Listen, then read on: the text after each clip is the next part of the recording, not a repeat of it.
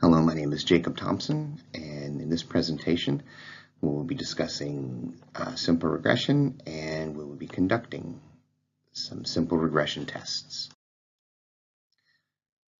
Our agenda is we'll go over some assumptions, then we will get into our regression analysis. We will be conducting 3 tests: debt income, savings income, and stock saving, and we'll be testing to see if we can determine one variable with the amount of another. We'll go over some takeaways and then answer any questions. Some assumptions for this presentation. One, we have to import our data into PSPP. Very important. We can't conduct our tests unless we have data to conduct the tests on. So remember to import that data into PSPP. If you haven't done so already, it may be necessary to edit the data set outside of the data set. There may be stray characters that you may have to delete in order to get that to import correctly. Like with any other statistical test, we have to have a hypothesis, and in all cases we have to have a null and an alternative hypothesis in order to be unbiased. Our null hypothesis in this case is simply that the regression coefficient, or beta, is 0. And our alternative hypothesis is that that regression coefficient is non-zero. Our rejection rule, we are going to reject the null hypothesis when p is less than alpha, and remember our alpha in most cases, as it is in this case, is set at 0.05.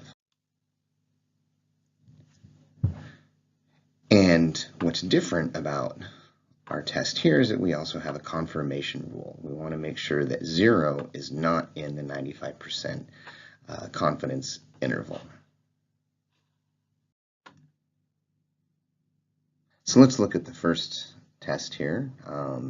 We want to see if we can determine someone's debt from their income based on our data set. So this is our first hypothesis test. And again, our null hypothesis is that the regression coefficient is 0, and the alternative, that it is non-zero.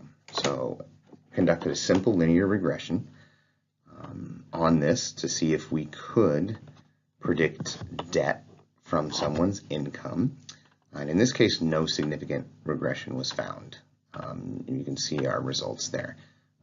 So we have determined that we cannot determine someone's debt from their income.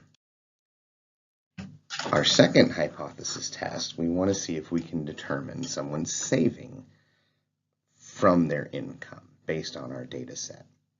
So we did conduct a linear regression and to see if savings could be predicted from someone's income, and in this case a statistically significant regression did emerge. See here our p is 0.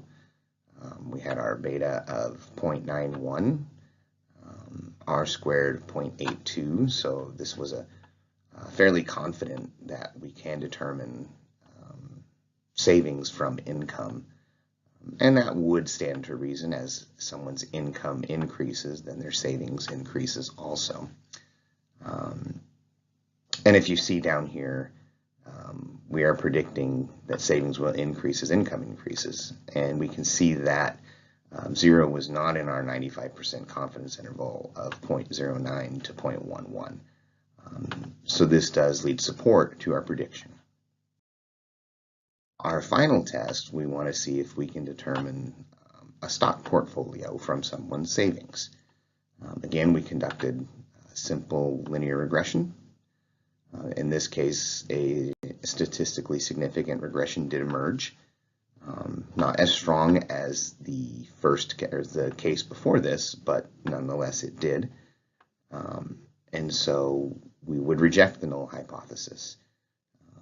And we can predict stocks from savings. And again, in this case, the 0 was not part of our 95% confidence interval. So it does lead support to this prediction. So in our 3 tests, we had 2 significant findings and 1 where we'd accept the null hypothesis. So what are some takeaways? Well, assumptions are important when conducting any statistical test or analysis. We have to understand what it is we're looking for, what our null and alternative hypothesis will be, what our rejection criteria will be. It's important to assume some things prior to going into your tests. Let the software do the work for you.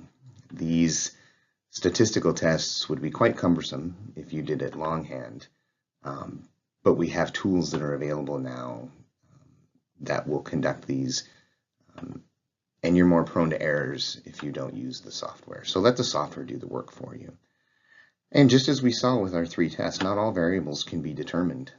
So just because you have a set of data does not mean that you're going to have significant findings. And then not in all cases can you determine one variable from another based on our data set. I'm going to thank you for your attention and open it up to any questions.